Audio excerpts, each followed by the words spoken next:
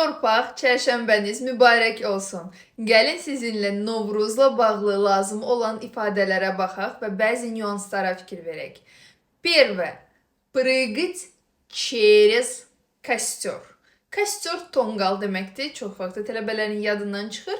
Amma ən əsas burada qoşmaya fikir verək. Hamı onu səhv işlədir. Прыгать через костер olmalıdır. İkinci ifadə выращивать səməni. Выращивать səməni. Bunu sadəcə yadda saxlayırıq. Üçüncü ifadə устраивать битву на яйцах.